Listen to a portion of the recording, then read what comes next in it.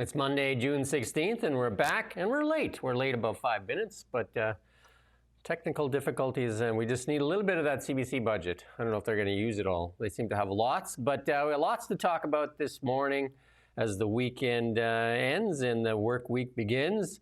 The G7 kicks off today in Alberta. Did we just lose Ian? BC Ferries, story not going away.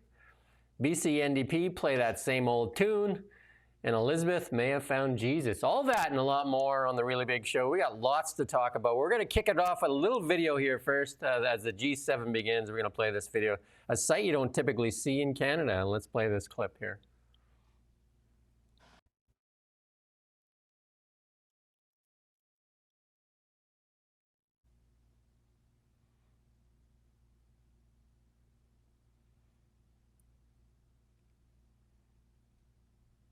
That's good.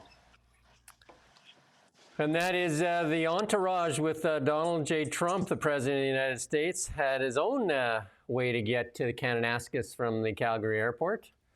As you've seen, Air Force One sitting on the tarmac there, and a bunch of Osprey, and then the Marine One was there on the tarmac.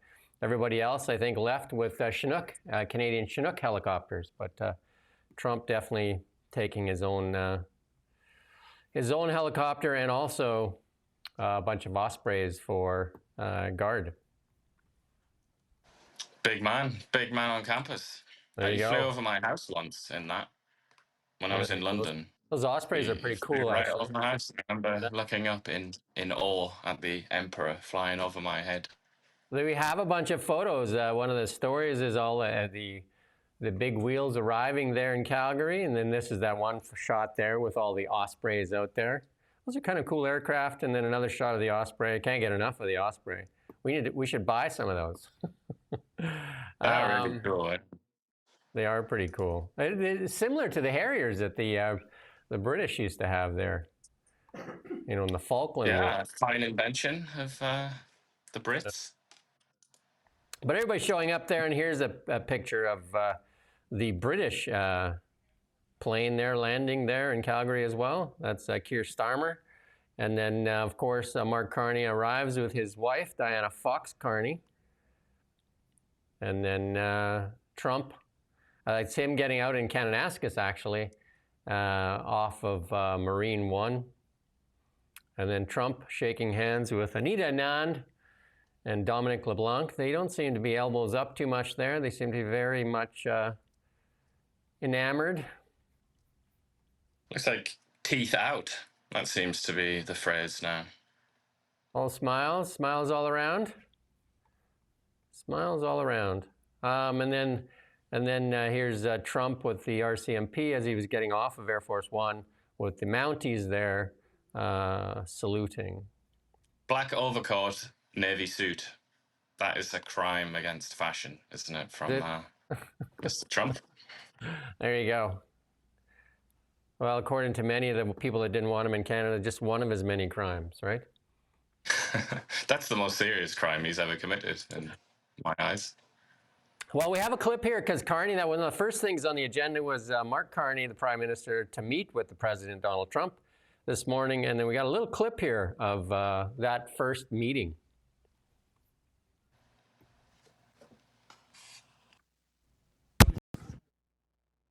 We got volume. Bring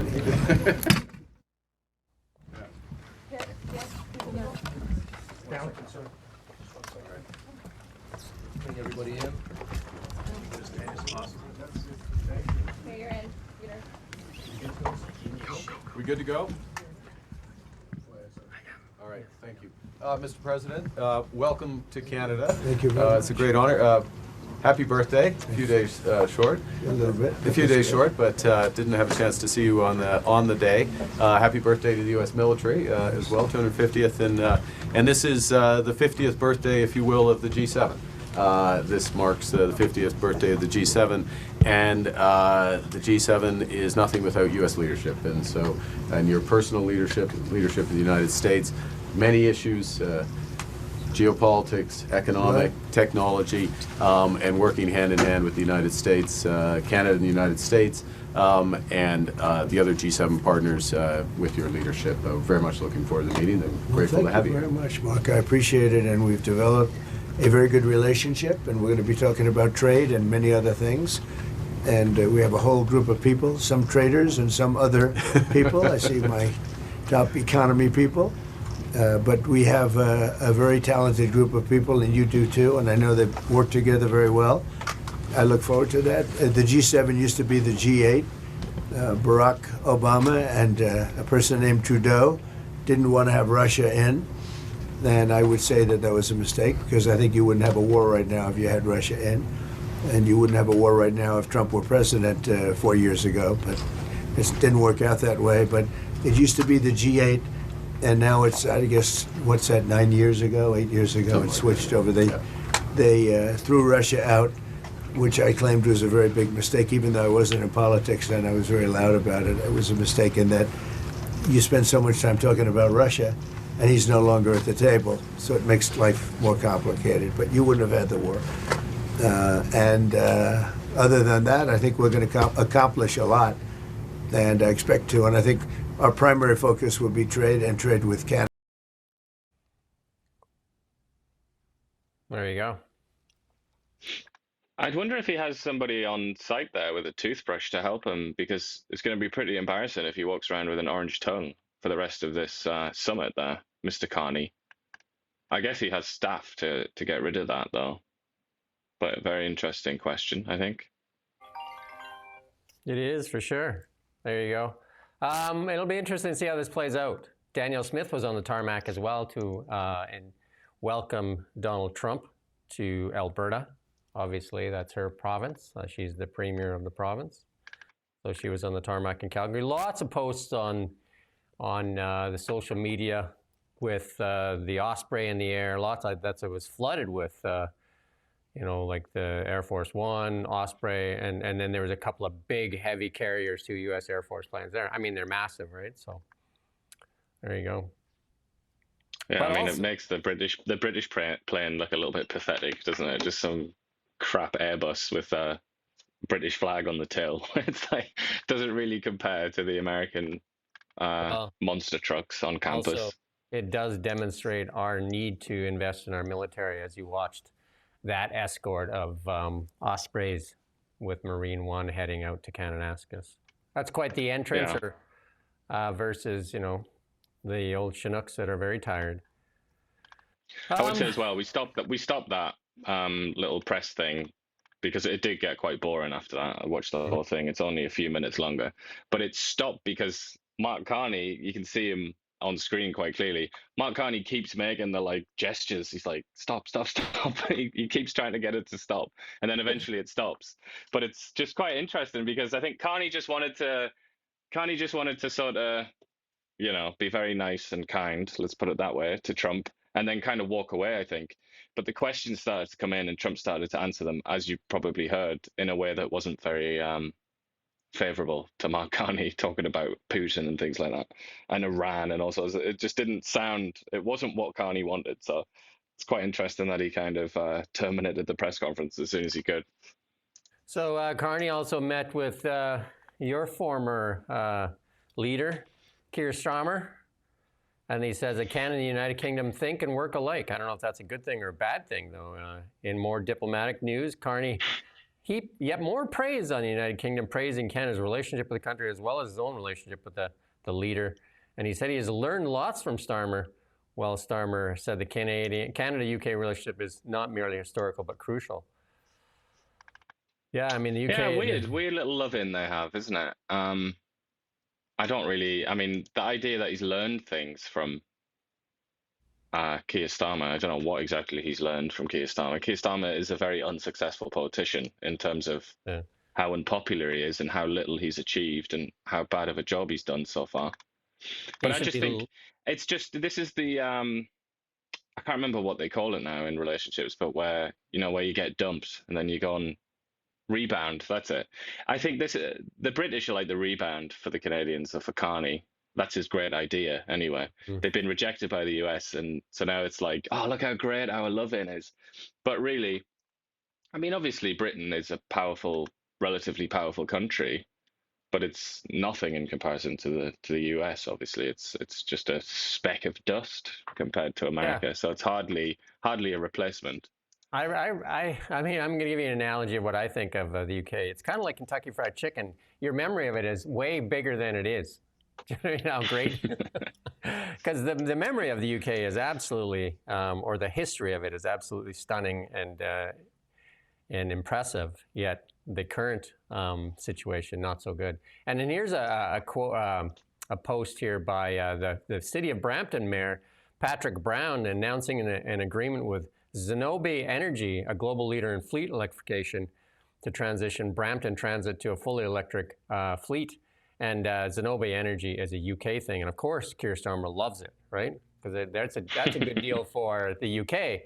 I haven't seen any announcements where it's the other way, where Canada got anything out of it. But we're buying, electric buses from Zenobē, and up to 1,000 battery electric buses. So great deal for the UK.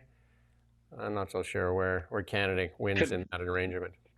Could they not, modify those Canada Post vans that nobody wants to buy? Could they not modify those to be like buses, maybe? And then that would sort of be two birds with one stone. Sell them back to the UK or something, yeah. But a good deal. No wonder Keir Starmer liking the relationship. That was a good deal for them. And then there's an opinion piece in the Toronto Sun. Carney's industrial carbon tax will make the tariff pain worse. And I mean, that's pretty much common sense. Putting the carbon tax, hiding carbon tax in the industrial carbon tax versus at the pump. You're going to get what you get. But this is a Holly Dome Blacklock story. There is a growing protest over Bill C-5 that Carney is trying to get going. His nation-building bill on mornings the Commons must pass it by midnight Friday. Environmentalists join Conservatives and Liberal MPs in questioning the scope of Bill C-5. And they said this should be carefully scrutinized in committee. And that said Liberal MP Patrick Weller. The bill granted Cabinet extraordinary powers, and we've seen what they've done with extraordinary powers in the past. The way the legislation is written, it would allow for unnamed factors to drive decision-making. Weller says the danger was obvious. The legislation would give the ability to a minister to exempt any national interest project from an existing law and regulation based on advice of the minister. If this type of power is to be in the hands of a minister, it's important that they have disclosure and transparency in how that power is used. Which is why Bill C-69 and all the other controversial bills that the Tories want to be removed, I think that's why they haven't been removed, and they're not going to be removed, because the Liberals would rather have a position where, or be in a position where they can just click their fingers and those laws disappear. And that's what this law allows, basically, isn't it? It's kind of, they can just completely override those laws, but they still stay on the books. It's a very, very cynical political maneuver designed to fool the environmentalist and First Nations constituencies of the Liberal Party vote, to try to fool them into thinking, no, we're not going to back down on that, but we are just going to randomly override those laws whenever we feel like it.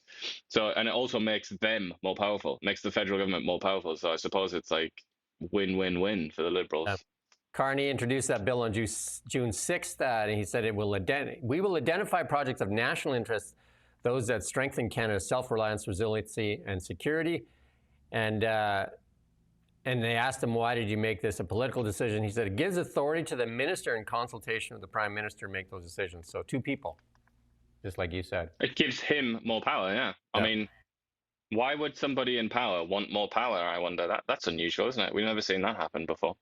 What was interesting is Stephen Guilbeault was asked about this bill, and a question that would naturally follow from reading an article like this, which is, do you agree with it? Can you say expressly that you agree with it? Mr. Guilbeault, the kind of eco-extremist.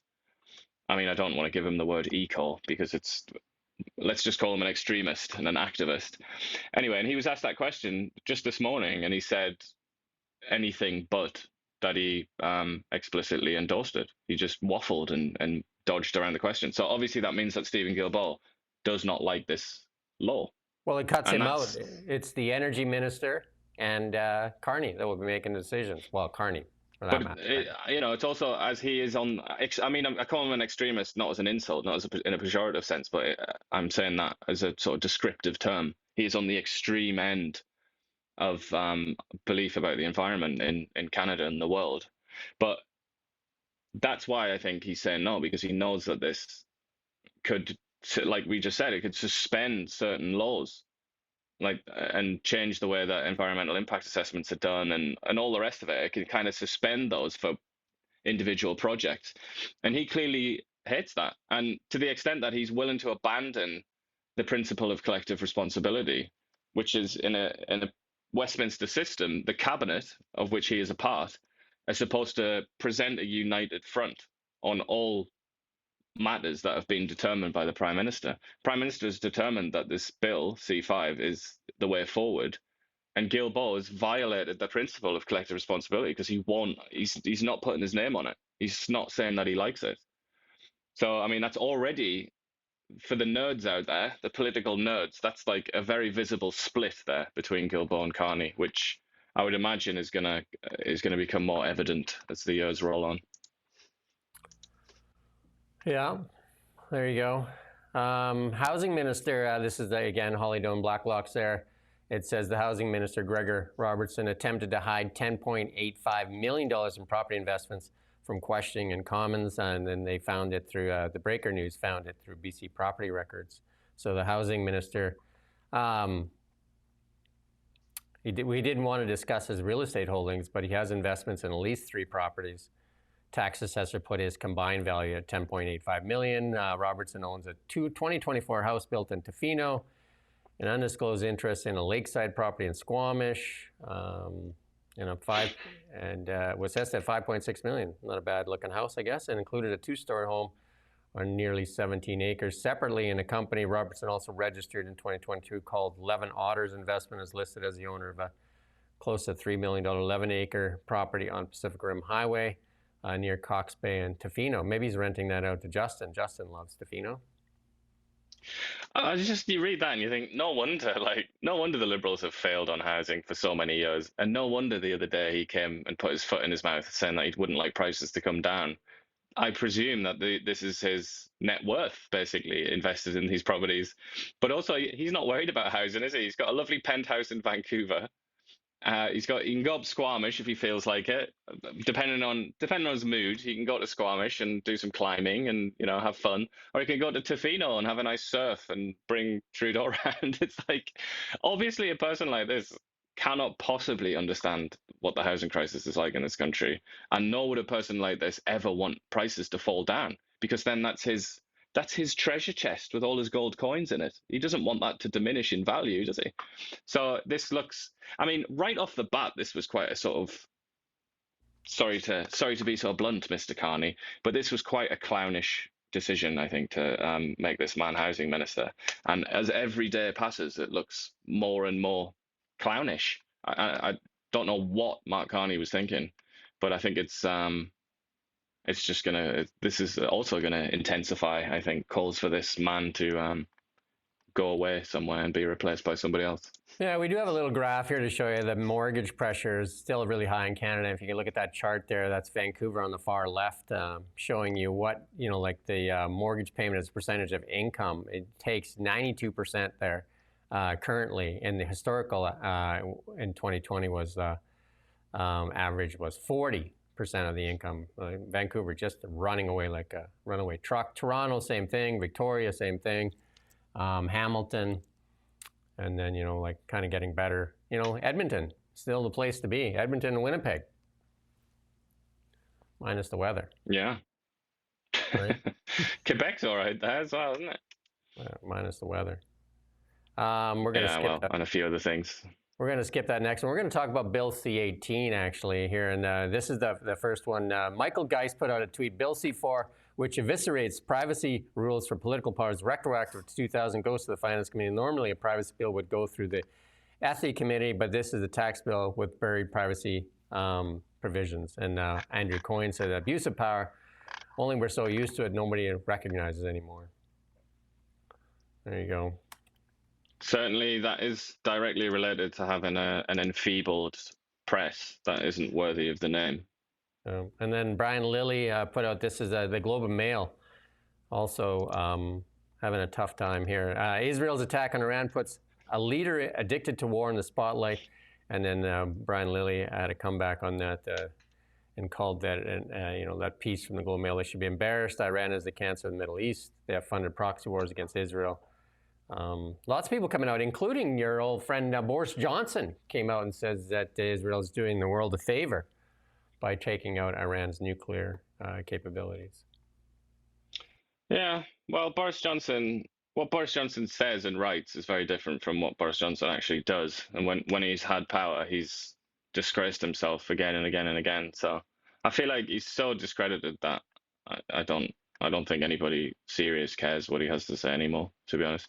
But this thing that Lily's pointed out, just to bring it back to the press, what's so sad in a way is that the Globe and Mail it's kind of like Canada's only serious newspaper, basically. It's like it's in a category consisting of itself only. So when it does things like that, when it writes stupid articles and takes stupid positions on things, it's like it actually is sort of like a national tragedy every time it does that, because it has so much influence and it's so important in in Canada and to Canadian society that it matters. It's very consequential when they lose their minds.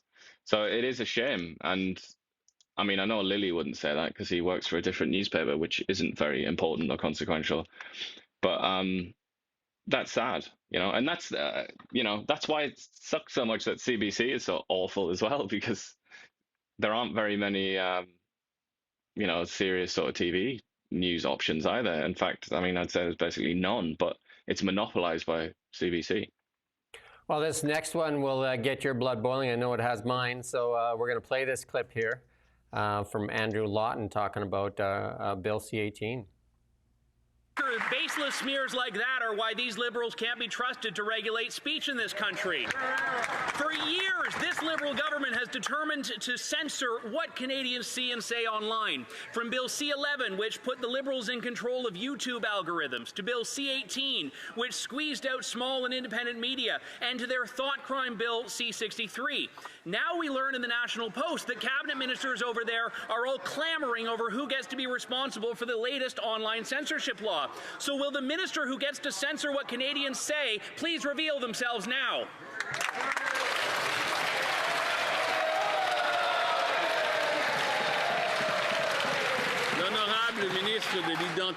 The Honourable Minister. Even Google agreed that they should do this. Google will pay $100 million to help Canadian journalism in this country.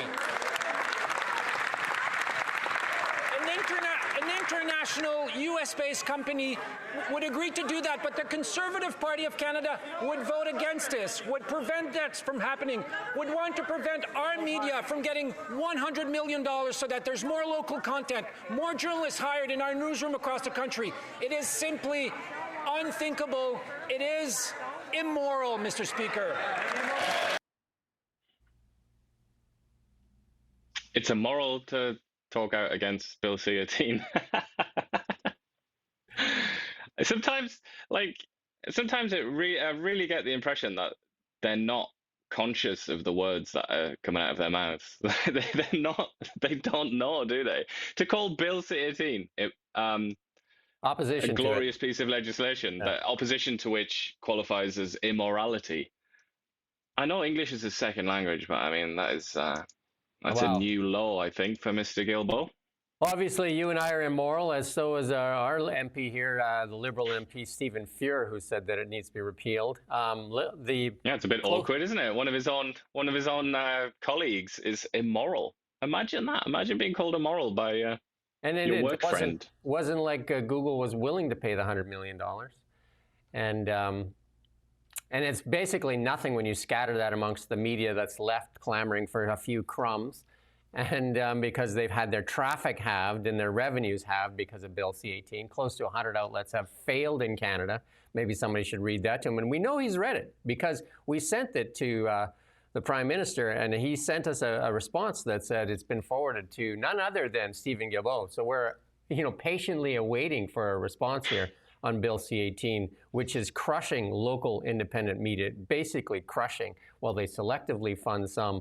And then he stands up there and gives us absolutely no hope for them to remove it when he talks about it being immoral to even say that it's a bad bill. Just amazingly frustrating to listen to this guy speak. And then obviously Meta is still in his mind the evil giant that needs to be punished, that the Liberals now spend millions and millions of dollars to access because they say it's so important to get news on there because that's where Canadians get their news. That's not immoral. Yeah, it's so immoral and evil that they gave it millions of dollars to help them win the election. Yeah. So that's interesting, isn't it? But Stephen Guilbeault, nothing against the guy personally, and I feel this about all of them really, but when you hear something like that, does that fill you with confidence as a Canadian citizen when you look at that? This man is in charge of various aspects of our lives, and that's his caliber. I just, it gets to a point where you just have to, I don't know, you almost have to laugh or die, laugh or perish. We're one of the few outlets beating the drum that's left, actually, that's beating the drum. Some of them have folded, including Bell laid off 4,800 employees. I guess they're immoral as well because they said at Bill C-18. Kamloops this week closed local here. The list is on and on and on. And what we're going to have left here is CBC with more funding, and then they gave themselves and executives a raise. And we're going to see if we can get Andrew Lawton and see if we can get an interview with Andrew Lawton. And we're going to reach out. We have reached out, I think, to Guilbeault. And that's like talking to God as well. He's there, but he doesn't respond. Except for just like Facebook. Trying to speak to Facebook is even worse, if anything. But maybe... obviously we should add to that and say we pay taxes to fund Stephen Guilbeault's lifestyle. He's a public servant who chooses not to serve sometimes. And then Holly Doan also a little angry with this. The Fed's pretending they're ahead of AI. Meanwhile, in court, arguing government can't share digital passwords that protect media. I think she spent over $500,000 already fighting this and other creator copyright stuff. Their investment in AI is just ludicrous as well. And the person they put in charge of AI makes Gregor Robertson look like an A-team pick. Evan Solomon as the AI guy. Like, come on. But this is like, she's banging her own drum, isn't she, Holly Dawn? Yeah. And it says, it's just as justified a drum to bang. But we don't really know much about that because, Well, I've spoke to her a couple maybe times cynically, on it doesn't really affect us. But she's banging that drum and she's highlighting an instance of massive hypocrisy on the part of the Liberal Party, just as we are, really. And really, it's every sort of facet of life. There'll be some pressure group or some individual similar to Holly Dawn and us banging a drum, trying to highlight Liberal hypocrisy, which is why usually after 10 years, a government is kicked out of power, because inevitably, when you're in power for that long, you accumulate masses of failure, and hypocrisy is kind of the symptom of that failure. So usually, and that's why so many people are expecting them to be turfed. But then, obviously we know what happened. The Lord decided to give Mark Carney Donald Trump, and the rest is history. And I was going to play this clip, but I couldn't even listen to it again, so I didn't want to play it again. This is a comment on, they did it as they're getting ready because they're going to cover the G7. Imagine how much better Canada would be without the CBC cramming their bias and propaganda down people's throats. They're basically The View pretending to be a news outlet. That might be generous. I haven't seen that clip. Yeah. Can you summarize it, maybe? Well, basically, it went off, and there was like a very anti-Trump tirade, and how Trump is going to need to do something to bolster his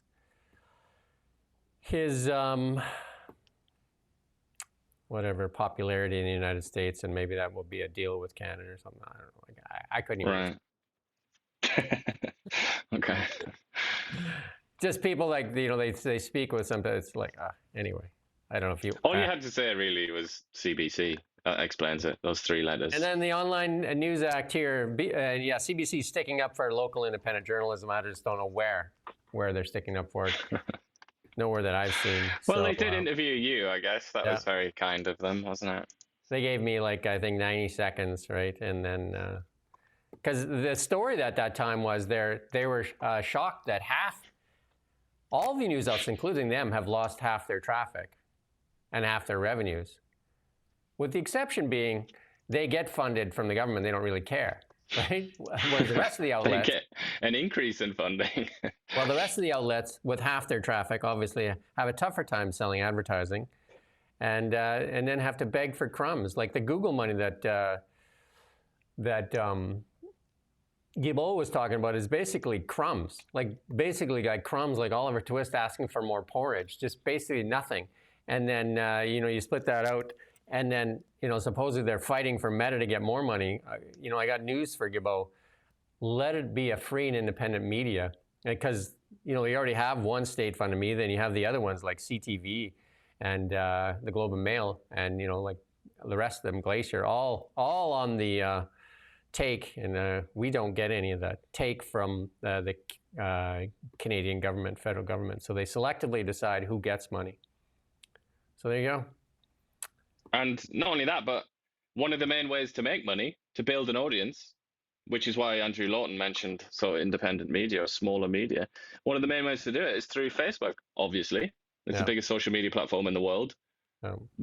Countless studies have shown that a massive chunk of Canadians used to get their news serendipitously from Facebook. So in other words, when they were looking at pictures of pigs or something like that, or kangaroos jumping around, they would see a news article and go, oh, that's interesting. So not only have they given money to these really often very crap, old-fashioned, like out-of-date, useless outlets, but they've also prevented the smaller outlets from trying to make their own path independent of the government. So it's this nightmare situation where it's like it's a double hit. Yeah, we had a very successful news outlet. We had an audience of $200,000 that we earned over a decade serving this community. And we knew how to monetize it. And we rose up in a very crowded market to be, one of the top outlets here. And they basically have taken away our audience. They've taken away our audience of 200,000 with zero compensation. And well, also, they're still paying money to get an audience on that platform that we're banned from. Because they said it's so important that they recognize Canadians get their news there, so they have to spend millions of dollars to get their news on there. The insanity of it, and I imagine you could say that straight to Guilbeault, and he would still just go off on his own morality thing. But Daniel Smith. Well, the world is easy to understand to an extremist, because you're either a friend or a foe. You're either good or you're evil. There's no more complexity to it. It's really that simple, I suppose. And for him, an evil person in Parliament asked him a question, so he said, "Oh, are you with the evil people then?" And that's satisfactory for a mind like Stephen Guilbeault's. We're obviously on that same list.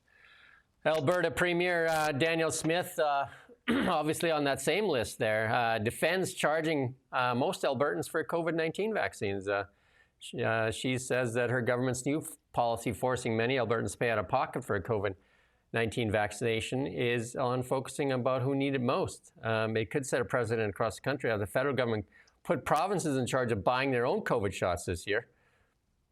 Speaking Saturday on her call-in radio show, after the government announcement, Smith said the $135 million got flushed down the drain last year with doses wasted in part because Albertans are increasingly choosing not to take them. And she said, well, I think it's partly because they don't work particularly well, if you want to know the truth, said Smith.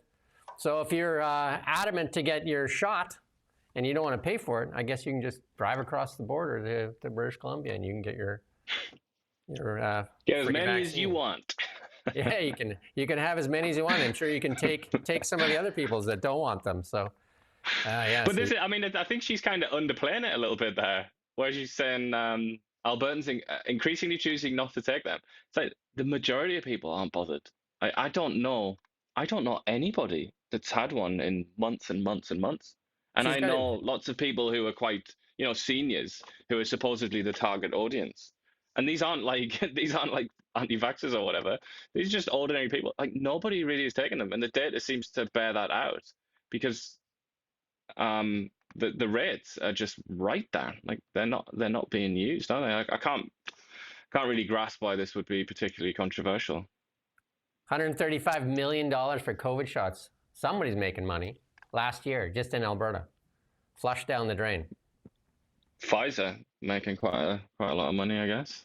There you go. And then, of course, Elizabeth May, you know, she's the lone green person in the party, and obviously because we're doing Jesus's work.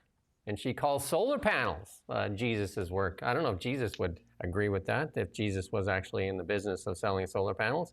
But she says solar panels embody the teachings of Jesus. And she's the MP for Saanich Gulf Islands. The re-elected Green Party leader is the first. She's the Green Party leader of the one. She's leader of herself. I don't. What is she? What is she trying the election, to say? Right? That... Who's going to be the leader? Well, so solar panels are the son of God, and the rapture is coming, and solar panels will then rule for 1,000 years, while solar panels decide who's good and evil. So the is that parish, what is she on about? the parish actually blessed the panels. And you know, because it's like following the path of Jesus. So Jesus Christ, I thought he said in church there, separate God and or state and church there, and no money changers. But obviously, if you're selling solar panels, then Jesus is in on the solar panels. Render that which is Caesar's unto Caesar's, and render that which is solar panels unto solar panels, I believe is the line, isn't it? In this article, again, a Blacklock story that goes on to say that some of the solar panels coming from China, not the best working conditions, like some of it's slave labor, human rights violations and all that stuff. But Jesus obviously is okay with that as well. I'm like reading this article trying to figure out, the only thing that's screaming out to me here is Blacklock's failure to spell the word practicing. Not happy about that, Mr. Blacklocks. But she says that she's a practicing Anglican, but I don't understand how is solar panels connected to the teachings of Jesus? Well, it might be like she indulged into the wine maybe while she was in whatever in session there, whatever it is, maybe too much of the wine, too much of something. Yeah. Anyway. Too much ideology, I think, Elizabeth. That's your problem. Too much ideology. Again, the leader of the Green Party of one. I don't know, like, anyway. Doug Ford, he says this is disgusting. We need a federal government to get serious about bail reform now. We need to get tough on crime, justice for criminals. Well, Doug, you had your chance. You supported the party that wasn't going to do anything different. Quite. You did this, Doug. And then he immediately, once his favoured horse had won the race, almost it seemed like the next day he came out and just like stuck the knife into the Liberal government's policies, which are Mark Carney's policies as well. Yeah. Big Doug doesn't seem to use that big noggin of his very often, does he? No, I think he just likes to play the populist as well. This is another first reading. High immigration is worsening Canada's economic problem, says report. You don't need a report for this, I don't think. Worst GDP per capita growth in developed world. We've talked about this over and over again. And for the people that watch us regularly, I mean, this is the same old stuff.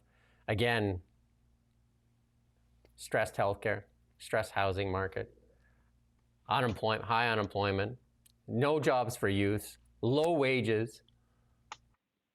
Shall we go on? It's a very long and depressing list, isn't it? And in here, this is one from the food professor. This is one that you like to talk about lots. A new report suggests chicken imports are surging in Canada. Canada has now imported 67 million kilograms of chicken so far in 2025, up 54%. Jumps are largely due to shortfall in Canadian domestic chicken production, with 8 million kilograms of underproduction recorded between April and May, the worst in 50 years. Canada's chicken supply is a structural outcome of tightly controlled supply management, that lack short-term flexibility. There's our old French supply management. When underproduction happens, it can't be corrected overnight, so processors turn to imports. There you go. Which is highly beneficial to America's, whichever area of the agricultural economy is affected. So in this case, chickens. It's usually good news for the Americans, isn't it? Because they can just let rip and sell in loads of chickens. But the Americans are probably the biggest opponents of supply management in the world, I would say, alongside the Europeans and the Brits. Our greatest friends in Britain, who absolutely despise this system and want it to be destroyed. Student told to stay home after anti-Israel diatribe during her grad speech. A student in Ottawa High School has been told not to come to school today after making anti-Israel comments during a speech last week. Elizabeth Yao, a valedictorian, referred to colonial and genocidal atrocities, including the massacre of more than 17,000 Palestinian children in Gaza. The CBC, however, has branded those comments pro-Palestinian in its sympathetic coverage of her speech. Yeah, I think this story is it's not interesting that an impressionable young girl would say something fashionable and naive. That to me isn't very interesting, because that's kind of what young people are for, isn't it? To say and do stupid things. What's most interesting here is that the CBC has written this article, and it is a disgrace to journalism, this article. I feel like I need to take several showers after having read that article. Not just the framing. So it frames that comment. So this girl's come out and said, colonial and genocidal atrocities, including the massacre of more than 17,000 Palestinian children in Gaza. Obviously, he hasn't used the word Israel, but that's a claim that Israel is, number one, a colonial state. Okay. Number two, that it's committed genocide, also insane. And number three, that it's massacred more than 17,000 Palestinian children, or just children, really, you could say. So that, in the CBC's world, is a pro-Palestine comment. I mean, have I lost my mind, or have they lost their mind? That's an anti-Israel comment. But they framed it as pro-Palestinian. And then they've written this article, and the only people that they interview are in favor of what she said, this girl. That's it. There's no interview with like anybody that might have raised a question saying, oh, hold on, actually, it's a little bit dodgy to defame a country of several million people. That's a bit weird. Maybe you shouldn't do that when you're supposed to be delivering a speech saying, school was fun this year. I'm glad I got high grades. See you at university, guys. That's your job. That's what you should say when you do this speech. But I don't know. It's just that when I see things like this from the CBC, it's like seeing Gilboa. It's like I have to just laugh it off, or my head's gonna explode. You know, when I confront the realities of it. Lots going on down in the United States. This is a little bit on our international. Lots going on in the United States with those protest rallies on ICE agents, and some of them getting out of hand. And then they had that King's Day rally, and we got something. And if you want to see that, we got something in the Are You Serious section that's absolutely ties into that, and it's worth sticking around for. But Donald Trump saying that he wants more deportation highlights LA, New York, and Chicago, as urged U.S. officials increase the speed at which they're deporting migrants who are here in the country illegally. Writing on a social media platform, he still wants the single largest mass deportation program in history. He named Chicago, New York, and L.A. He also did say, I think we covered this on Friday, that they're going to carve out a deal for migrant farmers, though, that he's going to figure out a way to keep the people that aren't criminals and are working in the farm community. There's a lot of posts out there talking about a lot of these white liberal women saying, like, who's going to cut their grass and who's going to wash their clothes, who's going to do their dishes, and they're losing their minds and crying on social media about that. And that's where a lot of people have linked this to having open borders and illegal migrants, is that they could actually, it's basically modern day slavery for many people, because they could hide them into the system and not pay them even the minimum wage. Well, it also brings down, as Justin Trudeau, that world famous critic of immigration, said, it drags down the wages of people at the lower end of the income spectrum. And that's what happens, obviously, in the US. And that's why people have also characterized this as a form of class war. Yeah. And then that's been said here by many of the unions here as well, saying that it's dragged down wages and that. And it's the illegal ones that are really the problem because they can hide them under the system. There's lots of sex trafficking, human trafficking, all kinds of things going on here. And there's even allegations of that stuff happening here in Kelowna. It's just hard to get anybody to talk. We got a clip here to play from a LA City Council member that actually asked the police to break the law. Here, let's play this clip. Like AI technology, to create a situation where your department can identify, hey, there's agents, non-city of LA, in a neighboring town. Everyone go on alert in a way where you can support our business community and our immigrant community to know that it's time. That's something related to the lack of due process, the lack of warrants is about to hit our town. I'm asking a I'm not sure what you're asking me. creativity question here. What can your department do to do more to warn us, to warn the business community that outside of our LA borders, coming in from Inglewood, coming in from Antelope Valley, I don't know, you can warn us so that we can warn our folks in the spirit of your loyalty to the city of Los Angeles? So you're asking me to warn you about an enforcement action being taken by another agency before it happens? Yeah, Yeah, we can't do that. why not? That would be obstruction of justice. You may want to talk to the city attorney about that.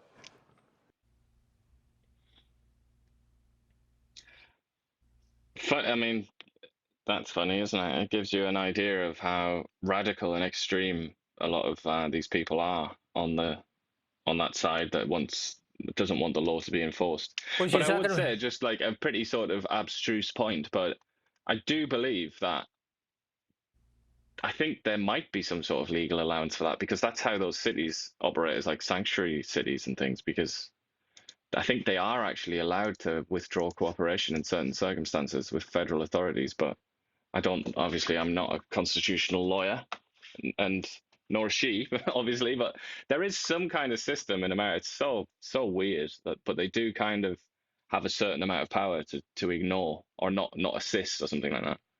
Well, we're going to move on to British Columbia and local news here, mostly British Columbia news here this morning. And this thing is not going to go away. This thing is absolutely not going to go away, the BC ferry thing. And this is MLA Harman Bangu. He says they promised shipbuilding in BC, and they gave the contract to China. And this is not going to go away. So much on this, and we're going to play a little clip here from Harman. Here, let's play this clip. Hey guys, Harman Bangu here. I know a lot of you are wondering, why didn't any local companies put in a bid for the new 4 vessels that are being built for BC Ferries? A big reason why is they're still up against things like the industrial carbon tax. There is no industrial carbon tax in China. In China, there isn't a lot of workers' rights. They're going to use slave labor like the Uyghur Muslims. And here in British Columbia, companies like C-SPAN have to actually pay people good wages, which is a good thing. They can use apprenticeships. It's graduation season right now. We have kids that are going to be coming out of school. They want to see that there's a future right here in British Columbia where they can have good paying jobs and build a family right here in BC. They could have been in there working on some of these ships that are going to be built for the BC ferries. But what did we do? We outsourced them to the CCP shipyard in China, where they have slave labor, like I said, and they're not going to provide any Canadian jobs, use Canadian steel, bring any economic benefit to our province. One thing we need to get serious about is bringing some general revenue to our province. This could have been a great time. There's income tax on this work. That could have brought money to the general revenue. The local businesses, you're going to have people coming out, commuting them to lunch. This would have helped communities. This would have helped British Columbia. Tell David Eby, cancel this contract. Well, their argument right now seems to be, oh, I can't do that. It's not my responsibility. Well, I mean, what they can do is actually, just get a bunch of illegal migrants that are under the, like to work under the system there, and then, maybe they can get cheaper labor here. It's just ridiculous, right? Like, here's a chance for Canadian steel, Canadian aluminum, and jobs here, good paying jobs. And they send it to China. And here's one here from, we'll listen to Andrew Lawton here speak on it as well. Or Aaron Gunn, sorry, Aaron Gunn. Thousands of good-paying Canadian jobs were lost this week when BC Ferries announced the purchase of 4 new ships, not from shipyards here in Canada, but from shipyards owned by the Chinese Communist Party. This despite BC Ferries receiving more than $36 million in taxpayer money from this Liberal government, taxpayer money that is now subsidizing jobs in China, a country that has kidnapped Canadian citizens and has unjustly tariffed our farmers and our fishermen. Will this Liberals government stop pretending they're helpless, show leadership, and demand these ships are built in the best country in the world, right here in Canada? Secretary of Minister, Transport. Thank you, Mr. Speaker. I share the concern and I share the outrage. The reality is that this particular project, again, is under provincial procurement standards, regulations, and oversight. But I will tell you this, when it comes to this federal government, to everyone in this chamber, it is going to be Canadian first, always. I don't believe that. Always? Canadian first, always. Then why not just cut off the funding and say, like, until you cancel that contract and bring it home, we won't be giving you the $65 million.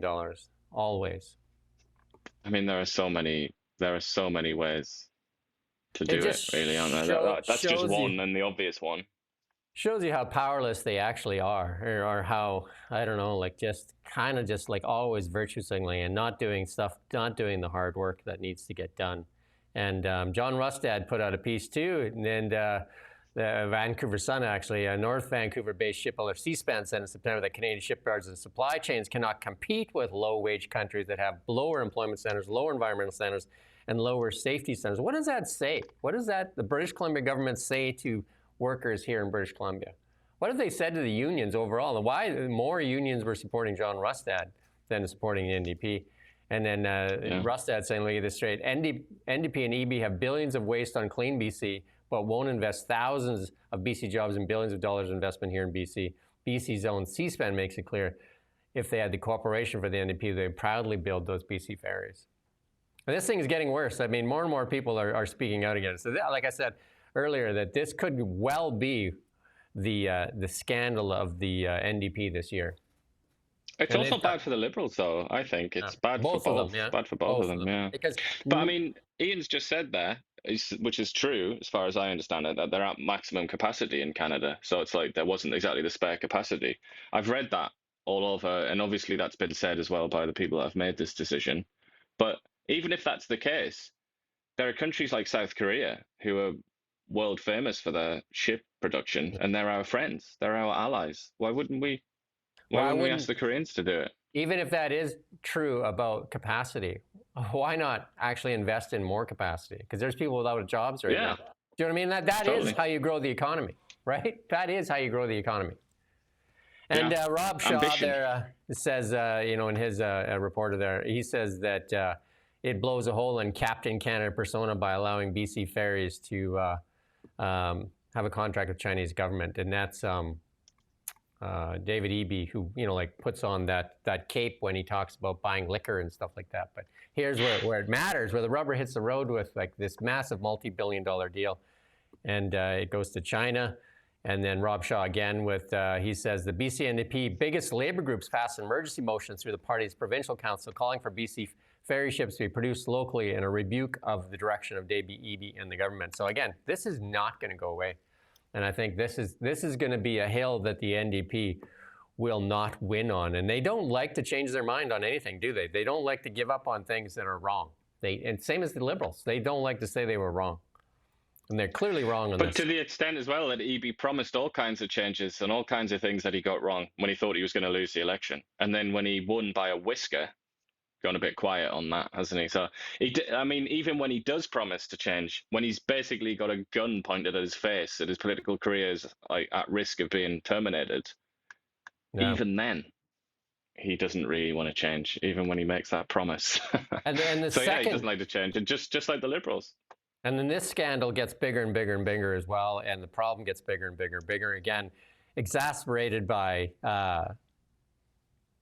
immigration, and also the COVID policies of Dr. Bonnie Henry and Adrian Dix have put our healthcare crisis in crisis here, and BC Interior ER once again closed, this time for being shut for 49 hours. And you and I interviewed Gavin Dew, MLA for Kelowna Mission here, and he put forward some thoughts there, and he blamed, well, he said that Susan Brown, the CEO of Interior Health, has to go. She has to resign immediately.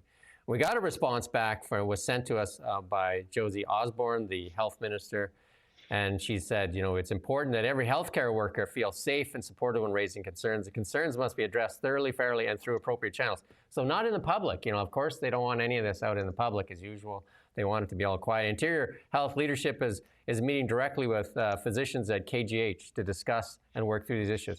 Where were they meeting with them when they were resigning en masse? Like, we have 20 pediatricians, right? And resigning en masse. And now they're going to meet with them. Well, the only reason they're meeting with them now is because, obviously, of all these resignations. And now this is a very public thing. Osborne's statement not only reinforced her support for the senior leadership at IH, but also called out BC Conservatives' Dues Friday, which called for Brown to that at all times, especially at times like this, it's vital that we all work together on solutions, both short-term and long-term, said Osborne. Attacking individuals publicly does nothing to help us move us forward. We remain committed to supporting dialogue and processes in place to building stronger healthcare. We've heard this how many times, and from the Liberals and NDP in so many cases, right? Don't dare attack the Bank of Canada, Tiff Macklin, for he should be fired. That's what he should be. Tiff Macklin should be fired for telling Canadians to go ahead and take out that mortgage and rest assured that interest rates won't go up, and they raise them by 19-fold. And here it is. Susan Brown makes close to $500,000 a year, $400 and some thousand. She can take the heat. That's her job, take the heat. And if you look at the state of healthcare and the Interior Health, like, look at the closures. She's responsible for all those closures. Lillooet, Oliver, 100 Mile House. And in your mind, you know, she's been in that job for 7 years. Has it gotten better or worse? Well, it's never been this bad, has it, in terms of the closures, at least? And then, and if she's retiring in 6 months, why not change the leadership now? Why not change it now so they can have, and you know, and then we talked with Gavin Dew, and he said that, you know, some of these doctors would be willing to listen if there was a change in leadership, but they don't see much there. So we're going to try and get a doctor to even speak off the record. We're going to work on it. We're going to work on this story more and more and more, and see what the city of Kelowna has to say about it too. Well, you know, they pay some of the bills, right? Indeed. But this comment here, it drives me, right? You know, how we need to work together. They used that through COVID so many times so that they wouldn't be held accountable. So many times, the same sad excuse, right? Why not take some responsibility for the actions? Why not take responsibility for your actions? Or lack of action. What's that? Or That's lack hard, of action. isn't it? That's difficult. How many times have you heard the same thing when the attack of the Conservatives or the attack of anybody that opposed what they said? How many times have you heard the same thing? that idea of like, let's unite Canadians rather than divide them. Usually the same sentence will include a division between Canadians on it. It's like, we need to unite, not divide, and it's anti-vaxxers like you that are the problem. The same sentence, and then they're always asking for the Conservatives to toe the line, or you know, except when it comes time to decision making, then obviously they don't get any decision making. And this line here drives me crazy. At all times, especially times like this, it's vital we all work together. Well, when are we working together? Show me the evidence. That's what I would say if I was Gavin Dew. Show me the evidence where we're working together. Exactly. Well, it's just, it's basically, yeah, you got me. I don't really have a comeback. So here's some just generic waffle, and somebody will buy this somewhere. Some idiot on Reddit or something will buy this. This story is not going away either, and Susan Brown says she's committed to completing her term as Interior Health CEO. My advice would be to pay her for her last 6 months and just put a new leader in, even if she's done a good job. I mean, at this point, they need a change in direction, and then better to get that change in direction going sooner than later. No? Certainly the Gavin Hughes argument, yeah. And Although they he was, they interestingly, wasted. when we spoke to him, he was a bit solemn about it as well, wasn't he? He's not like relishing the prospect. And they've wasted 200 grand. How many? Like, I mean, Daniel Smith said they wasted $135 million just on COVID shots nobody would take. God, the amount of money wasted. It's always procurement, isn't it? That is the real, that's where you waste money. Maybe somebody time. should find out how much British Columbia, if Alberta spent $135 million, I can bet you BC spent more. Yeah, I'm be interested to look at that. I'm sure it's available. Well, and then we're going to talk about another ongoing thing that the BC NDP won't admit that they're wrong on, and this is another black eye for EB and the NDP. Check News put this out. Airbnb has begun sending out thousands of people cancellation notices for stays in BC amid a dispute over the provincial government over short-term rental registration process that tech giant says the province has botched. So, and we're going to be hosting the World Cup here pretty quick here too. So there you go. Short-term vacation rental platforms. Airbnb says thousands of reservations in BC are at a risk of being canceled due to the province's crackdown on the industry amid a housing crisis. And the government blamed Airbnb for the housing crisis, not immigration and not the poor investment climate here in British Columbia. All they've done and made it worse here. You can see the cranes coming down in Kelowna and not going back up. So another non-win for the British Columbians. It also just feels like they're waging war with the universe or something here, aren't they? Because the likes of Airbnb, just like Uber, loads of groups and governments have tried to push back on Uber for so long. It doesn't really work, does it? Because the consumer wants Airbnb and they want Uber. It's very, very difficult to it's almost like trying to stop the advance of time or something, isn't it? And then we do have an interview coming up with, they promise us anyway, an interview with Brenda Bailey, and to see if she can fix her grade that she has here from the Canadian Taxpayers Federation. She wouldn't be valedictorian with that grade, would she? I don't know if we're going to put that up or not, but next, there you go. There you go. Let's see if we can improve on that, Miss Bailey. Let's see if we can improve on that. And then taking some heat, the BC party's leader vows to go where others won't, and that's Dallas Brody. Says she's going to let the chips fall where they may. And she's Captain Kirk's language there, isn't it? Yeah, there you go. The new One BC party. You know, twice as many elected officials as the Elizabeth May's party. Yeah, and the same as the BC Greens. That's what I'm saying. So yeah, look at that. Hey, it'd be pretty awkward if one of them left and the party continued and it was called One BC and there was just one person in it. There you go. That's what I'm hoping for that.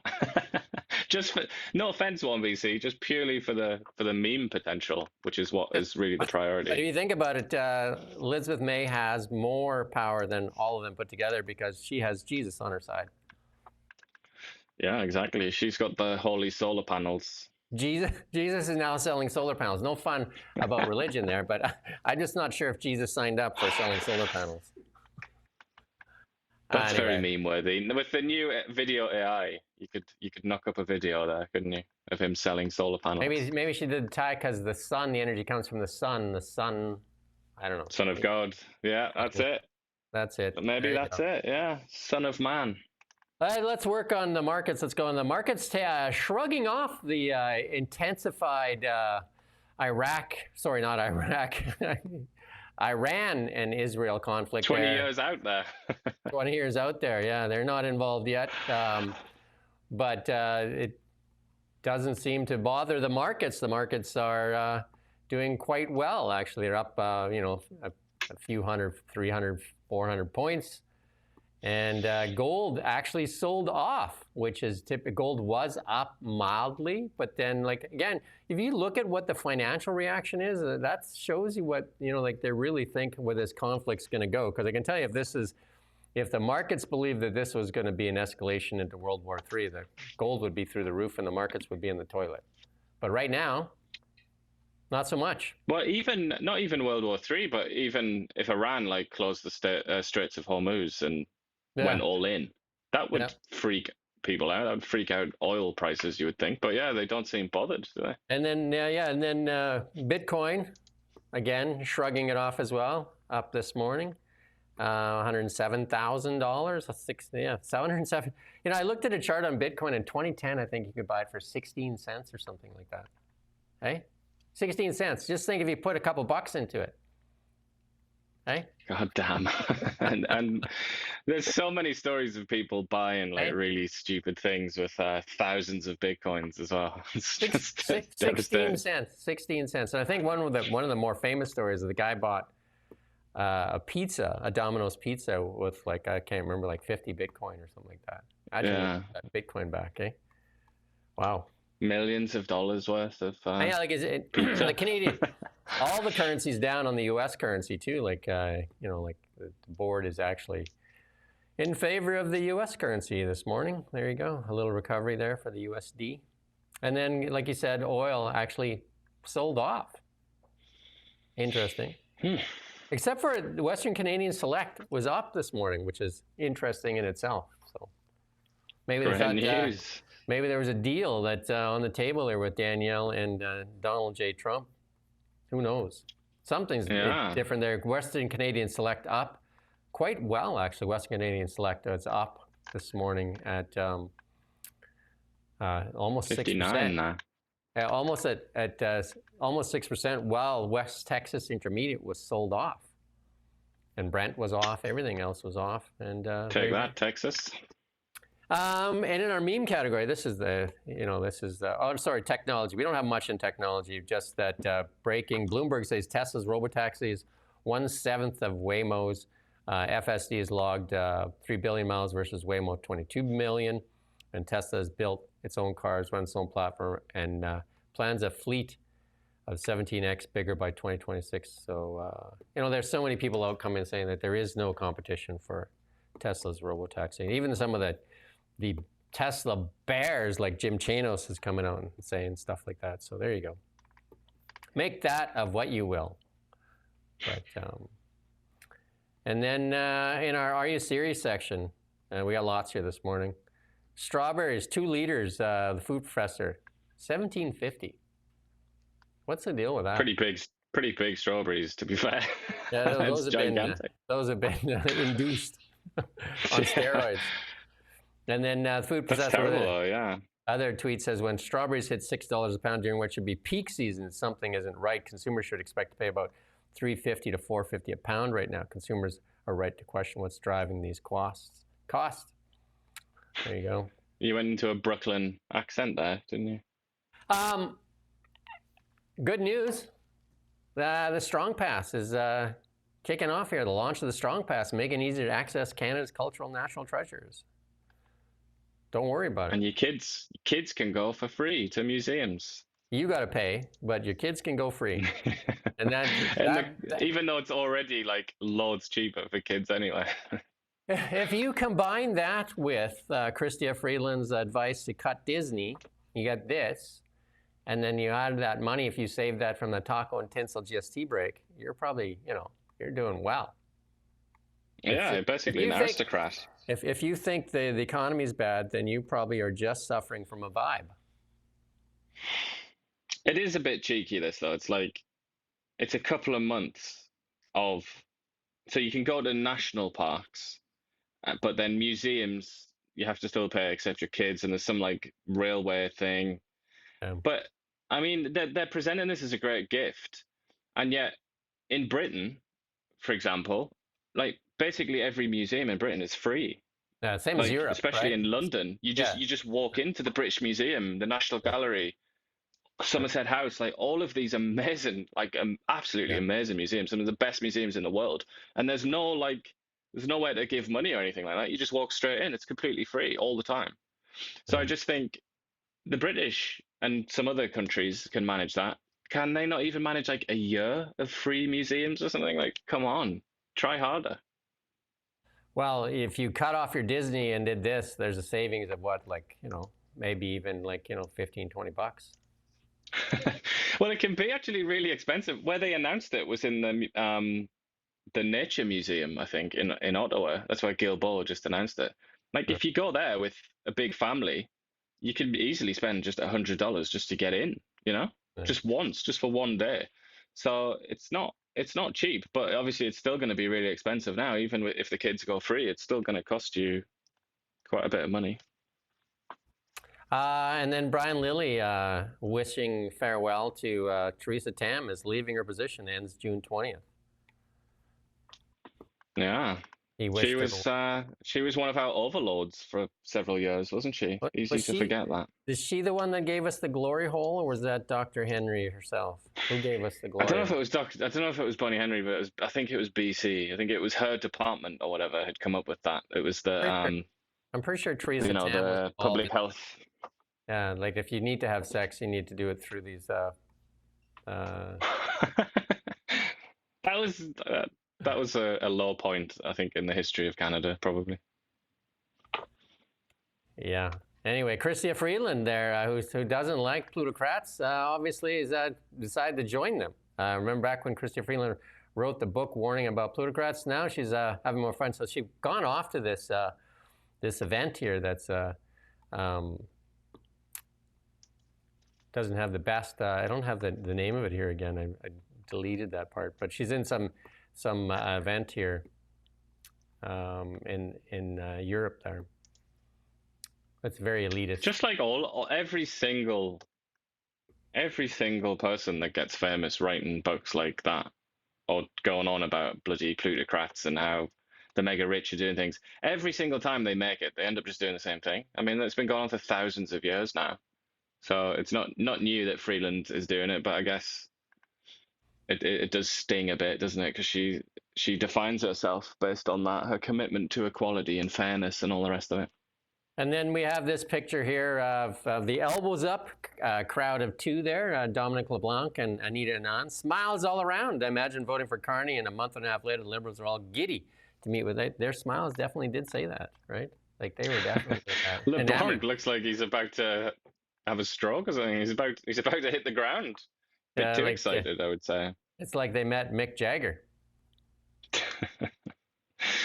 To be fair, it must be hard to keep your cool when you meet him, because he is the most famous person in the world. He's just like everywhere all the time, isn't he? So to actually be standing in front of him must be a bit weird. CTV News predicts a hot 2025 summer with Eastern Canada warming twice as fast as the global average. Climate, COVID, and Trump is all CTV knows. Canadian media is worse than Pravda. I think we have a clip here to play from this, don't we? Well, Canada is expecting a very hot summer, and temperatures here in Quebec are rising twice as fast as the planetary average. So, Caroline, we could see a lot more hot, sticky days in the future. Yes, and this information is according to the climate change research group Uranos. They say that melting ice sheets in the Arctic are to blame. They're causing land in northern areas to absorb more heat from the sun because they can no longer reflect it. And they predict that this heat will give us 2 months of heat waves in Quebec with more extreme temperatures by the turn of the century. So I would say that Jesus might have something to do with the solar panels that he's pointing towards Earth, just on that certain area. It's just such a ridiculous situation that we're in, isn't it? I mean, it's hard to deny, obviously, and very few people do deny that, obviously, climates around the world, some climates, not all of them, are getting hotter and the global average temperature is increasing. It's always the next bit that drives me mad, and I'm sure it was even in there. It must, in some way, it'll have been in that package, I'm sure, where it was like, oh, the carbon tax will fix that or something. It's just like, oh, God. As if we have the power to make it less sticky in the summer. Like, that's not within our power here in Canada, I'm afraid. And there's this, there was that No Kings protest the other day, yesterday, I think. And then Donald J. Trump, I think this is a meme, this is an actual real, and I haven't checked it. Joe Concha, though, retweeted it, though. A huge thank you to all the No Kings protesters yesterday. I'm very concerned a king was trying to take my place, but thanks to all your tireless efforts, I'm still your president. Great job. That's the ultimate troll. If it's not real, it's very believable. That is definitely something that he would say. And if it's not real, he should probably do it because, you know. Just copy and paste it. Just press the forward button. And then one thing that Mark Carney did not give up on Trudeau was the photo ops. He's very much running the same. It must be Katie Telford that is like, we need more photo ops, because here's another photo op with the head of beer, but the two. But notice that Keir Starmer's beer is a little higher than Mark's, and it's because he probably sold them all those buses. Just like, and here's we got you on the buses. Bust one over. This is the Liberal Party trying to say, like, look how cool and sociable our guy is. Lets his hair down. I think he's overdoing it a bit with the Oilers thing, though, isn't he? He's going on about it like every single time he opens his mouth. It's something about the Oilers. That might be a little bit awkward if it's like at some point the Oilers play the Leafs or something in a final. Like, what's he going to do then? He's going to, because obviously that would really upset a lot of Leafs supporters, wouldn't it? Like, Keir Starmer is an Arsenal fan, the soccer team, football team, but he sort of keeps his mouth closed about it a bit because obviously there are rivalries, and that's among your voters. So you don't want to pick one and upset some other voters. One of the photo ops you will not see from Kananaskis this weekend is Mark Carney toasting beers with Donald J. Trump, because he doesn't drink. He might have a Coca-Cola. But Macs all around, Big Macs all around. Big Mac. Yeah, you get along with them. You know what I mean? You guys can chow down on a couple of Big Macs, and there you go. Don't think I would be that interested in the white stuff that Donald Trump is, but, you know, he could do that in the bathroom, and then we could have a couple of Pepsis outside. There you go. I don't even know what you're talking about, but sure. Jagmeet Singh was saying that he needed protection and all that stuff, but then he goes to a concert, and now he says he regrets going to that concert, you know. Like, you know, he played up that thing where he's, you know, his life was in danger, and now he says, I shouldn't have gone, you know, because he got spotted. Why? What? Because in case he would be assassinated or something? Yeah. Is that why he regrets but it? he played that up pretty good about how he was, you know, under threat, and then all of a sudden he just goes to a concert. Couldn't have been that It's big almost of a like threat. he doesn't take it seriously. Imagine that, eh? And then this, in our Are You Serious section, we got this, because I thought this was interesting, because this was sent to me by the Liberals. And it says, we have a plan. They just won't show us the plan, because they won't show us the budget, so that's the plan. And then again, one of the things that speaks to me in this is what they're saying they've accomplished, how we're achieving it, delivering a middle-class tax cut, remains to be seen, expanding the dental care program, and protecting $10. I mean, these are things that were there. Our priority, making housing more affordable, cutting the GST on first-time home buyers applies almost to no one, because even first-time home buyers don't buy new homes. And building 500,000 new homes, almost 500. Now they're starting to couch that number, almost, right? Almost. Almost. Soon that'll be aspiring to build almost 150,000 homes or something like that. Building homes, and anyway. And our priority is building one Canadian economy. That's not seem to be working out very well with NDP, the BC NDP in Alberta. That doesn't sound like very good. Eliminating federal trade barriers, fast-tracking nation-building projects, recognizing credentials nationwide again. And then they're going to go on summer break. So why not? They've worked for almost like 2 weeks, right? And then It's pretty hilarious. And this one here I thought was funny. Breaking, a federal judge in San Francisco has ordered Israel to rebuild Iran's nuclear facilities. That's funny. That's it. That's all we got.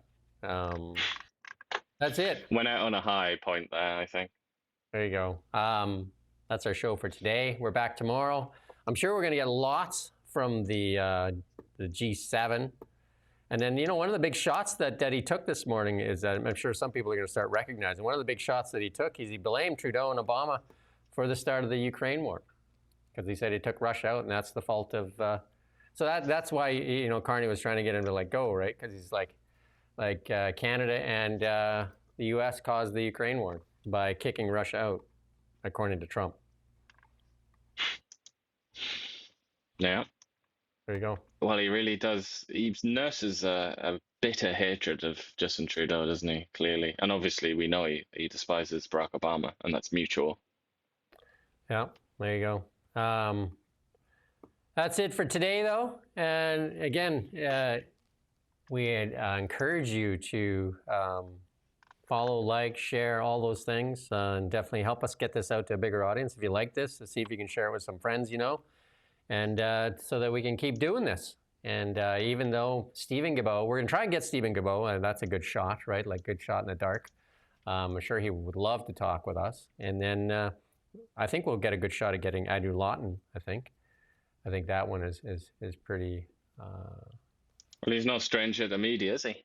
No. So there you go. And then we're not going to let go on the ferry thing, and also this interior health thing. We're going to work on that. We're going to continue working those stories. And Kelowna now has done a really good job with the interior health story here and the crisis here we have here in the interior with our healthcare system.